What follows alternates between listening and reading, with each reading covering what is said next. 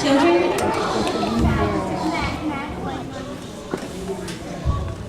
My ear. Okay, here she comes. My ear. My eyes. Okay, watch Carissa. Okay, we'd like to leave you with a few things to think about. These boys and girls are going to share some examples of how to be fair. Be open-minded. Listen to others. Treat all people fairly. Understand what they're saying and feeling. Make decisions which affect others only